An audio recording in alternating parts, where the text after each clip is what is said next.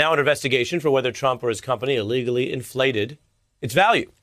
Now, the news here tonight is New York Attorney General Letitia James playing legal hardball on this issue, subpoenaing two Trump family members, Ivanka and Don Jr., in a probe of whether there were any ploys or illegal lies about the valuation of Trump company properties. James' office says the probe is following the leads and the facts.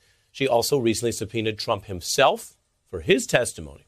All of this is a legal battle. Many expect the Trumps to apply a typical playbook to delay or defy, and legally, they have the right to try to ask judges to either reject or narrow these type of subpoenas.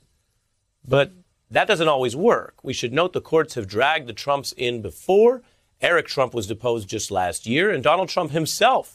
What's up, everybody? Major Retired Richard Ojeda here, and Trump is a con artist. His father was a con artist, and his children, most of them anyway, Don Jr., Ivanka, and Eric, are all following in the family business of lying, stealing, and conning their way through life.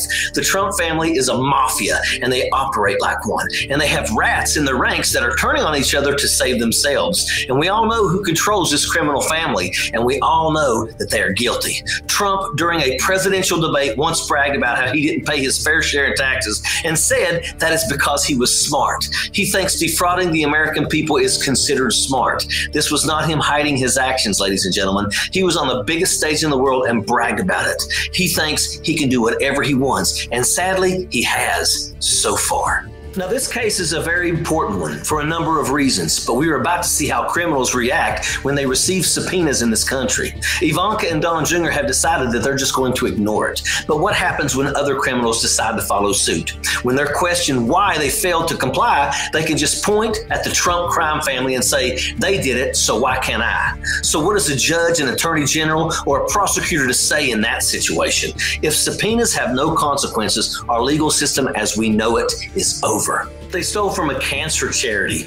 These people are lavishly wealthy, and they stole money intended for children with cancer. Can you think of anything more despicable than that?